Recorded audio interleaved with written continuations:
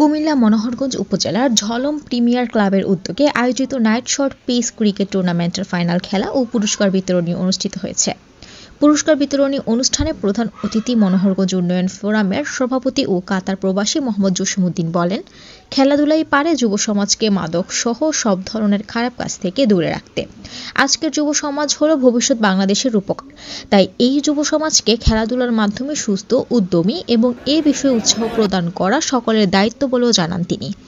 খেলায় বিশেষ অতিথি ছিলেন মনোহরগঞ্জ থানার অফিসার ইনচার্জ ওসি বিপুল চন্দ্র দে, মনোহরগঞ্জ আইডিয়াল স্কুলের ব্যবস্থাপনা পরিচালক আব্দুল্লাহ আল নোমান, মনোহরগঞ্জ থানার পুলিশ পরিদর্শক তদন্ত আনোয়ার হোসেন, সাবেক ইউপি সদস্য শাহ আলম, বিশিষ্ট রাজনীতিবিদ হাসান পাটোয়ারি, আরিফুর রহমান, মনোহরগঞ্জ আইডিয়াল স্কুলের পরিচালক মোহাম্মদ মামুনুর রশিদ, মোহাম্মদ শামসুল আলম, মোহাম্মদ নিয়ামতুল্লাহ নয়ন, বিশিষ্ট সমাজসেবক মোহাম্মদ আলাউদ্দিন সহ বিভিন্ন ব্যক্তিবর্গ।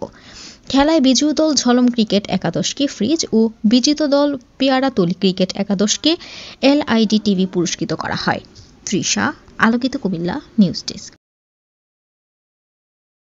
আমার পক্ষ থেকে এই দীর্ঘদিন ব্যাপী যে খেলা এখানে আয়োজন করেছে, আয়োজক কমিটি দ্বারা সুশৃঙ্খলভাবে সুন্দরভাবে খেলাটা পরিচালনা করে আজকের এই পরিসমাপ্তি এবং ফাইনাল খেলা সুন্দর এবং যথেষ্ট দর্শক ছিল মাঠের। যে আরেকটা বিষয় আপনারা জানেন যে যুব সমাজ কিছু বিগত দিন যাবৎ একটি কিশোর গ্যাংয়ে রূপান্তরিত হয়েছে।